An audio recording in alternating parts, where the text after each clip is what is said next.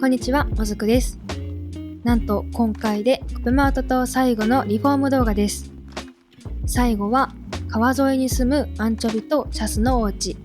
道路沿いに住むサブ住民のお家をリフォームしていきます。それではどうぞ。まず1軒目はアンチョビのお家からです。アンチョビは一つ前の動画の Vlog 動画でも登場した通り、コペマート島のもずくの職場で働いてくれています。なのでお部屋の設定は自宅にします。まずは元のお部屋を片付けて、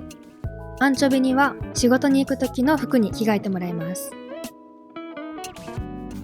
で、お部屋のテーマなんですけど、コペマート島が赤色がテーマなので、赤は少し取り入れつつ、アンチョビのお家の外観はトタンでできているので、お部屋の中にもトタンを取り入れていきたいと思います。なので、壁はグレーのトタン壁、床は古い玉の床で、アクセントウォールにおそらく DIY で作ってそうな焦げ茶の宝具の壁にしておきます。で、エントランスは窓に合わせて白いタイル、ライトは温かみのあるライトで少し暗め、環境音は自然いっぱいのところに立っているので高原にしておきます。ではこれでお部屋の設定は決め終わりました。まずは間取りから決めていきます。アンチョビのお家は自宅なので、もちろんキッチンとご飯を食べるところと寝室は作ってあげたいなと思うので、まず間取りを考えるときに一番作りやすいキッチンから作っていきます。で、正面から見たときによりこのアクセントウォールが DIY で作られたということがわかるように、一部だけ焦げ茶の宝具の壁にします。なのでまずは仕切り壁で一部を隠して、さらに大理石の柱と壁にお風呂につながってそうなドアを配置して、その上は中途半端に焦げ茶の宝具の壁が見えてしまっているので、トタンの前デザインを貼って、なんか雑に DIY されている風に見せます。はい、これでお部屋のストーリーが少しずつ見えてきたのと、一部だけより室内っぽい壁を見せることで DIY っぽさも出てきたかなと思います。ではこの仕切り壁の前にキッチンを作ります。ちょうどここに柱があるので、ここに合わせて柱を置いて、今回はキッチンに見立てて仕切りカウンターを使います。で、さらによりキッチンと分かるように柱にくっつくようにレンジフードを設置しておきます。はい、これで対面式のキッチンが完成しました。ではもう少しキッチンを飾っていきます。で、今キッチンだけに茶色が見えていないので、お部屋全体の色味を合わせるためにキッチンにも茶色を取り入れます。まず食器棚っぽくカントリーのクローゼットを置いて、カウンターの上にカッティングボードを置いておきます。で、さらに今回も壁沿いに仕切り壁を使ったということで、通気口に見立ててエアコンを設置しておきます。はい、これでキッチンは完成しました。で、最初にも言った通り、コペマート島のテーマの赤色を取り入れていきたいので、ラグの赤いペグシャ絨毯を使って取り入れます。で、なんか元のお部屋を見て思ったんですけど、アンチョビの元のお部屋にピアノがあったりだとか、たくさんのゲーム家具があって、なんか意外と趣味が多そうだなと思ったので、コペマート島のアンチョビは旅が趣味ということにしておきます。なのでラグもちょっと異国感あるラグにしてみたのと、実はカッティングボードにもちょっと異国感のあるファブリックを使いました。で、今からこのキッチンの前にご飯を食べるところを作るんですけど、まずテーブルにカントリーなテーブルを使って、テーブルの左側にもカントリーな椅子、右側には異国感あるソファーを設置しておきます。はい、これでご飯を食べるところも完成しました。では残るはベッドのスペースなんですけど、ベッドスペースはこのアクセントウォールの前に作ろうかなと思います。まずベッド周りにテーブルを置いて、その前にベッドを設置します。で、このテーブルの上にはランプを置いておきます。はい、これで最初にも言った絶対に作りたい3つのスペースは作り終わりました。でもまだ左側が空いているんですけど、ここは特に何々スペースって決めるのではなくて、このお部屋のテイストや色味に合うものを置いて埋めていきます。なのでまずはアンティークなワードローブを置いて茶色が固まってしまったので、次は白色の家具を置いておきます。これで空間は埋まってきました。なんですけど、正面から見た時にここに何か一つあった方が全体のバランスが取れるかなと思ったので、置いてあっても薄くてそんなに場所を取らないアンティークなビュールを置いておきます。はい、これで床に置く家具は置き終わりました。次は小物を飾っていきます。まず全体の色味を見た時に、このご飯を食べるところに白色が欲しいなと思ったので、食器を置いておきます。で、次はカラーボックスの上に茶色が欲しいなと思ったので、ここには木製テーブルミラーを置いておきます。では次は壁を飾っていきます。もっと趣味の旅がわかる感じにしたいなと思ったので、まず左側の壁に異国感あふれる額縁を2つ配置して、さらに旅のお土産っぽいペナントを飾っておきます。で、同じく右側にも異国感あふれる額縁を飾っておきます。はい、これでだいぶ趣味の旅がわかる感じになってきたかなと思います。では次は仕上げをしていきます。今レンジフード以外天井に何も飾っていないので、天井にも異国感あふれるものを一つ飾ります。はい、お部屋の真ん中にモロッカンランプを飾ったんですけど、このままだとモロッカンランプだけ色味が少し違うので、明かりを消してオブジェとして使います。ではこれで天井は飾り終わったので、もう少しだけ壁を飾っていきます。まず左側に天井に何も飾らない分、お部屋の上半分に何か欲しいので、このアクセントウォールのところにウォールクロックを配置します。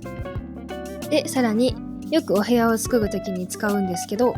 カラーボックスとシンプルなウォールシェルフを組み合わせてセットの家具に見立てます。で、右側にも白色の家具を飾りたいので、ちょうどこのビューロの上に合いそうな壁掛け電話を設置しておきます。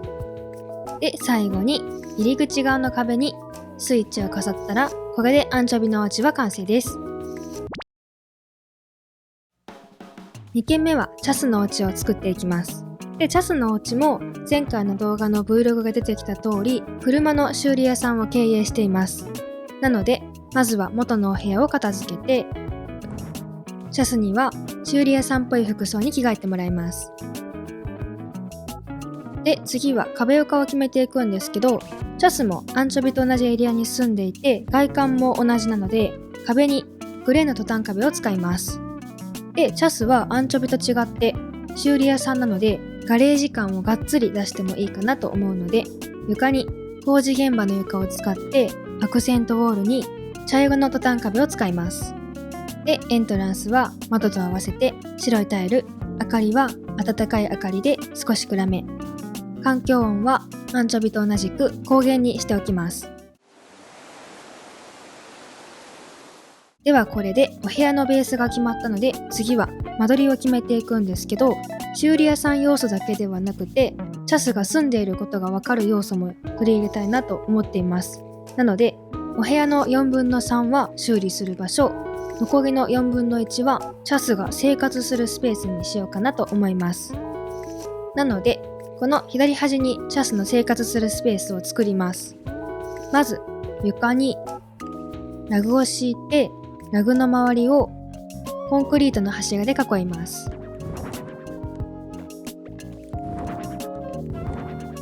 で、こんだけのスペースだとさすがに生活できないので、壁沿いに柱と壁に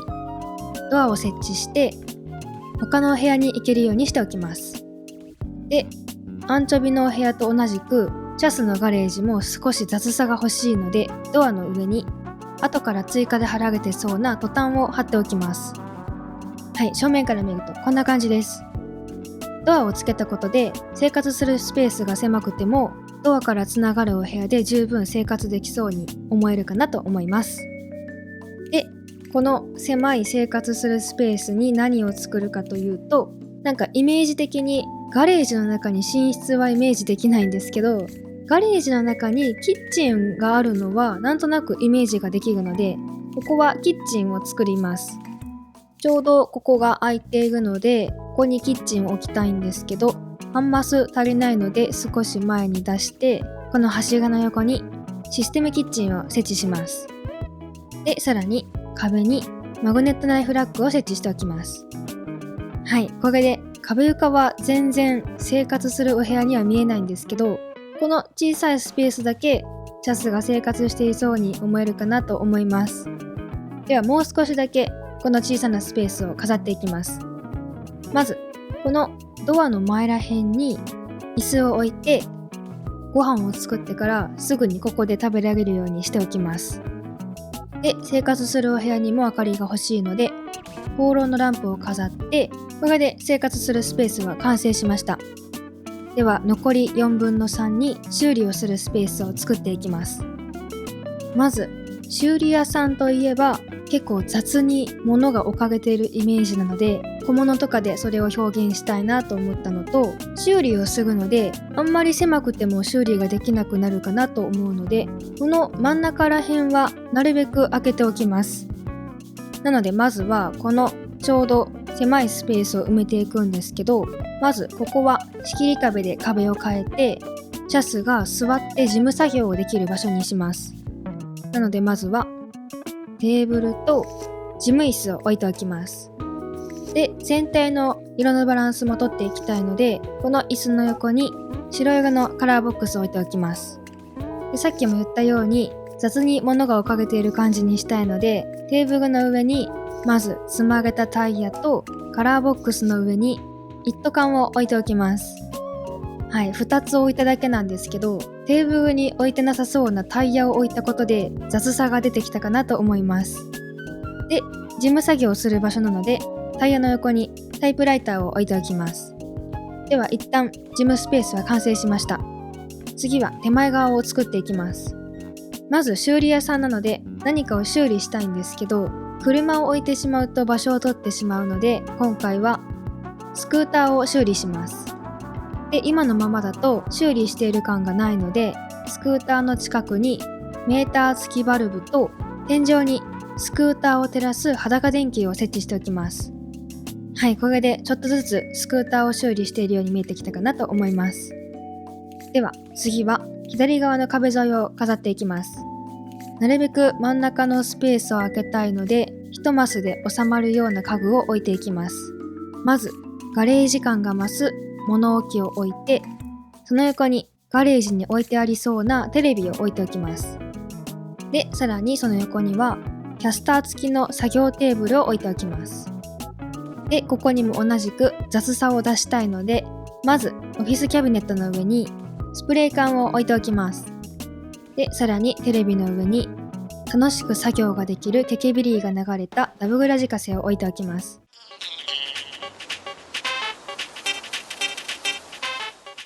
では左側を埋め終わったので、次は右側を埋めていきます。右側も同じようになるべく真ん中側に飛び出ないように1マスで収まる家具を置きます。なのでここにはいろんな工具がしまわれてそうなロッカーを置いて、またこの上にペンキ缶を置いて雑さを出します。で、これで両端は埋め終わったんですけど、バイクの手前ら辺に白色がもう少しあってもいいかなと思うんですけど、置いてしまうと通れなくなってしまうので、ここには新聞紙を散らばせておきます。はい、これで床に置く家具はすべて置き終わりました。次は全体の調整をしていきます。まずこの作業スペースあたりだけ上半分が寂しいので、アンチョビの部屋と同じ位置に通気口に見立てたエアコンを設置しておきます。で、天井には修理屋さん感が出るように看板を設置しておきます。全体はこんな感じです。では次は壁を飾っていきます。まず左側の壁にはガレージにありそうな換気扇と、その下にチャスが街の新聞に載った時の額縁を設置しておきます。で、右側には何かしらの賞を取った時の盾と、その下にカレンダーに見立てた学習ポスターを飾っておきます。で、最後に入り口側の壁にスイッチを飾ったら、これでチャスのお家は完成です。では最後は3段目の道路沿いに立つサブ住民のお家です。島くりを見てもらってわかる通り、看板が立っていたりカフェのパラソル付きテーブルがあるので、お家のテーマはカフェです。で、どんなカフェにするかというと、ふみ太郎のお家を、カフェではないんですけど、コーヒースタンドにしまして、で、そのコーヒースタンドは結構かっこいい感じで作ったので、今回このサブ住民のカフェは柔らかい雰囲気で作っていこうかなと思います。なので、まずは壁に茶色いヘリンボーンの壁を使って、床も揃えてライトのヘリンボーンの床を使います。で、コペマート島は赤がテーマなので、アクセントウォールに赤レンガの壁を使います。で、エントランスはコンクリート。ライトは温かみのあるライトで少し暗め。環境音は道路が近いので都会にしておきます。で、さらになんですけど、配信とかでもよくやるお部屋の雰囲気をより出すためにカーテンを閉めてあえて暗くします。そうすると窓なしの暗さよりもカーテンを閉めての暗さの方が自然な暗さになって、さらに間接照明と合わせるとすごく雰囲気が良くなるのでよく使ってます。ではベースが決まったので間取りを決めていくんですけど、まずカフェに必要なものはお会計をするスペースとイートインスペースと調理をする場所が必要かなと思うので、その3つを作っていきます。まず奥に調理をする場所を作りたいので、この左の角に作っていきます。まずはシンプルな柱と仕切り壁で壁を変えます。で、さらに最近また配信とかでもハマっているボックス型の間取りを作りたいなと思うんですけど、さっき置いた柱の直線上にまた柱を置いて小さな箱のような間取りを作ります。で、この中にキッチン家具を置いていきます。まず業務用の冷蔵庫を向かい合わせに置いて、さらにその横にキッチンを置いて、このキッチンも向かい合わせにしておきます。で、このボックス型の間取りが他のお部屋と分かれていることが分かるように赤レンガのラグを敷いて、さらにお部屋を分けます。で、天井にまた調理スペースと手前のスペースが分かれていることがもっと分かるようにアーチっぽくなるよう、柱と柱につながっているように見えるシーリングスポットライトを設置しておきます。はい、これでキッチンはざっくりと作り終わりました。このボックス型の間取りにすると、お部屋の中にさらにお部屋があるような感じでリアルな間取りになるので、すごくお気に入りです。では次はお会計スペースを作っていきます。お会計スペースも奥に作りたいなと思っているので、この調理スペースにくっつくようにカウンターと柱を置きます。で、さらに奥に入り口があるんですけど、お部屋の中に黒を入れすぎると最初に言っていた雰囲気とは離れてしまうので、この入り口の黒も柱を使って隠します。で、さらにここに3つ柱を足したことで、もう一つボックス型の間取りを作って、ここも柱と柱の間が店員さんが入るスペースへの入り口っぽくなったかなと思います。ではもっと家具を足していきます。まずお会計スペースなので、レジとメニューが書かれたクリップボードを置いておきます。で、天井にはシーリングスポットライトの色と合わせた放浪のランプを配置しておきます。で、この柱の前が空いているので、ここにはアイアンクローゼットを置きます。で、さっき黒を減らすために入り口を隠したんですけど、なんでここに黒のアイアンクローゼットを置いたかというと、まず1番は入り口の前に天井までの高さがあるグレーの色を取り入れたのと、ランプで白色を持ってきたのと、入り口みたいにすごい真っ黒ではないので使いました。ではこれでお会計スペースは完成したので、残りのスペースにイートインスペースを作っていきます。まず奥から作っていくんですけど、ここはカウンター席にしようかなと思うので、受付カウンターを並べて空間が重たくならないように明るい色の椅子を置きます。で、天井にはシーリングスポットライトと放浪ランプと揃えた白色のシンプルなシェードランプを配置しておきます。正面から見るとこんな感じです。では次は手前半分のスペースを埋めていきます。手前はテーブル席を作りたいなと思っているので、まず高さのあるテーブルを2つ置きます。で、今手前側だけ赤色がないので、椅子で赤色を取り入れます。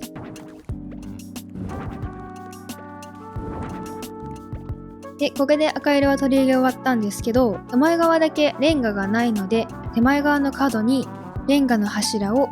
飾っておきます。これで床に置く家具は置き終わりました。次はカフェなのでテーブルの上に食器を置いていきます。食器はテーブルが黒なので白色のものを置いていきます。で、キッチンにも食器を置いておきます。では次は壁を飾っていきます。まず正面から見た時に仕切り壁が少し寂しいので、レンガの色と似た通気口に見立てたエアコンを設置しておきます。で、まだまだ壁に開いているところがあるので、全部の壁にメニュー表を飾っていきます。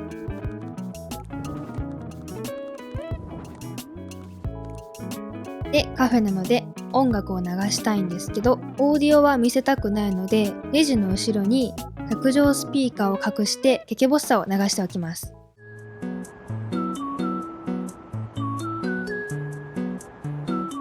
で、最後に入り口の上に時計を飾ったら、これでサブ住民のお家は完成です。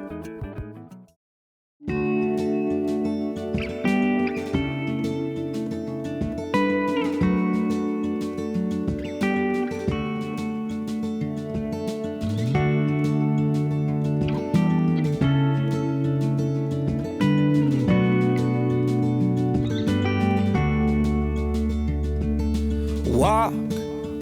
come walk with me. Feel the breeze. Come walk with me. Oh, and dance. いかがでしたでしょうか。 Dance with me. 今回はコペマート島最後のリフォーム動画でした。 Come dance with me. どのお部屋がお好みだったか、ぜひコメントで教えていただけると嬉しいです。そしてついに次の動画はコペマート島夢見更新動画です。ぜひお楽しみにお待ちください。最後まで見ていただきありがとうございました。よければ高評価とチャンネル登録、コメントもお待ちしております。はい、じゃあ。You came